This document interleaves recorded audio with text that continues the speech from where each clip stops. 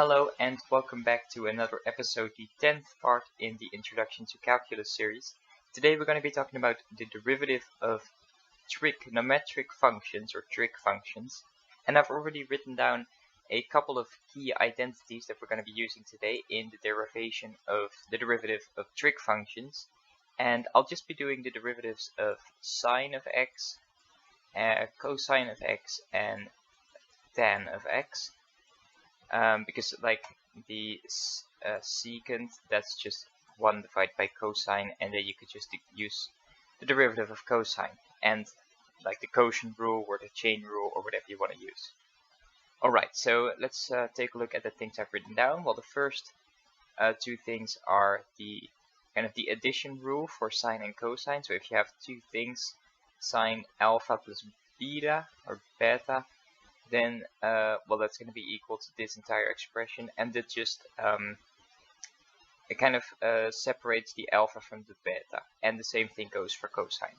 Alright, and the second thing I've written down is kind of what you call a limit. So what happens when delta x gets really small, which we're obviously going to do in a minute for the derivative. It's going to evaluate what's going to happen with, for example, cosine of delta x. Now cosine of delta x, if you have like this, a graph, and then cosine of delta x kind of looks like this, right? Close to 0, so it kind of peaks out at y equals 1 when it's 0. So we can say that this is pretty much 0, or 1, excuse me. And for sine of x, I'll make a different graph for that. Sine of x kind of looks like this, so it goes up like that, like that, like that.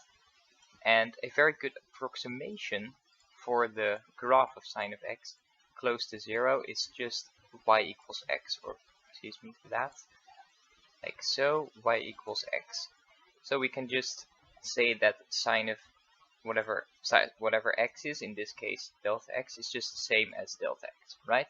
So these identities, we'll use these identities in a moment once we're going to derive the derivative. So let's actually start by doing that. So the derivative of sine of x, we'll start with that.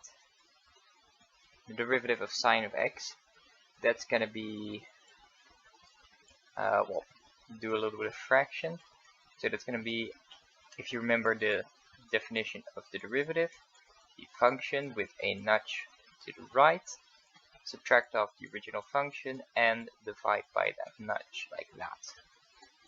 Alright, and now you already may have noticed, this is where we're going to use the addition function or formula. So we'll just fill this in. So sine of x, like that, cosine of delta x, and then we have to add sine of delta x, and then cosine of regular x, still subtract off sine of x, and all divide by delta x.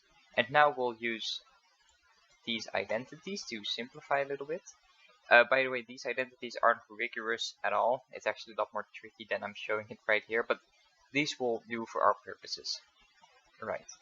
So first of all, cosine of delta x, this is just going to equal 1.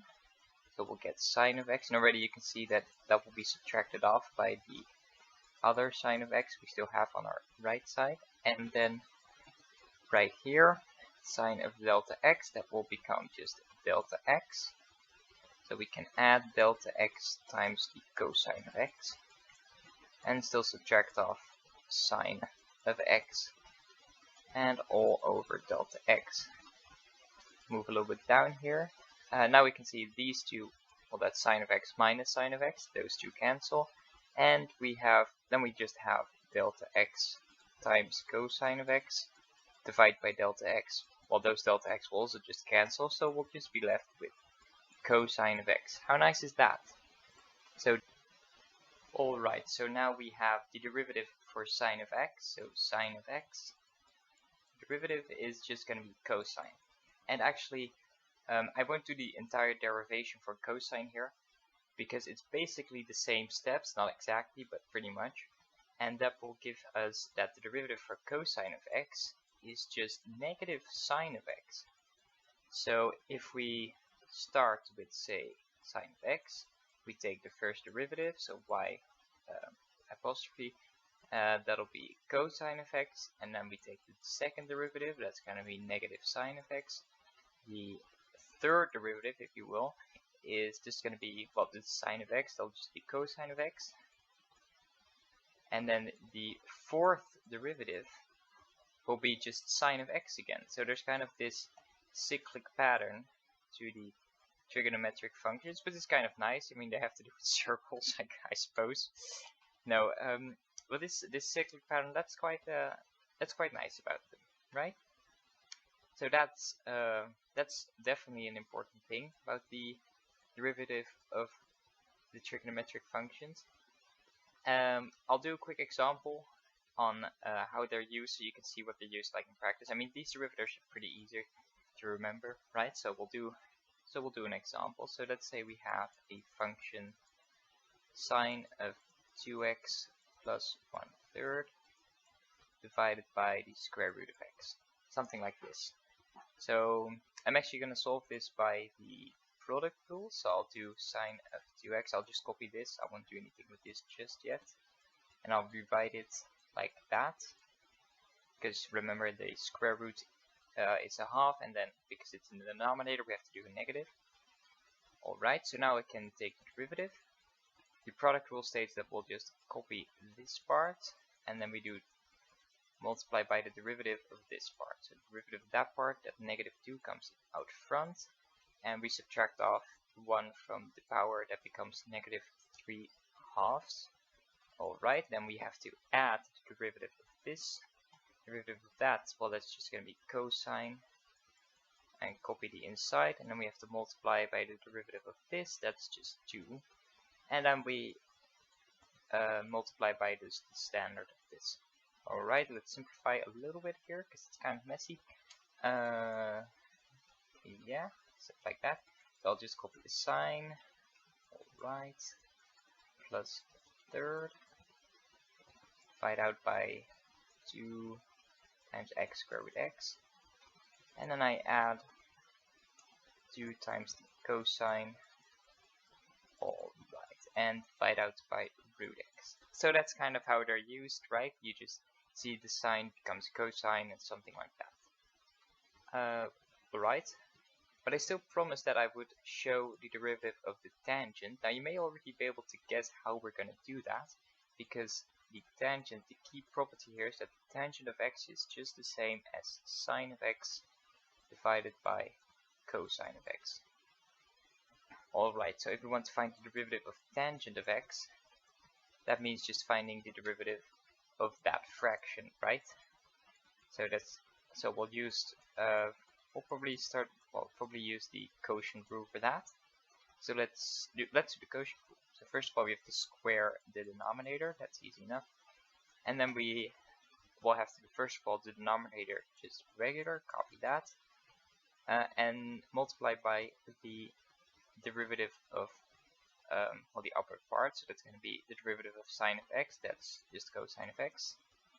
Alright, then subtract off the derivative of this, excuse me, just the regular of this, sine of x, and then multiply by the derivative of this, that's going to be negative sine of x. So what we get here is cosine squared of x plus sine squared of x divided by cosine squared of x. Now you might want to like divide this out, so you'd get one like this, right? And you can actually rewrite this, because this is kind of tangent squared. So this is definitely a valid derivative. You could say that, but another way, and this might be, you may see this more often, is to recognize that cosine of x plus sine of x squared, all squared, so cosine squared and sine of x, that's always equal to 1. That's kind of the defining property, I suppose. And then you just have 1 over cosine squared of x, or secant squared, like that. So those are the two derivatives for the tangents. I recommend just memorizing the secant. This one's not used very often. Right, so that wraps up this video. I'll see you in the next part. Bye bye.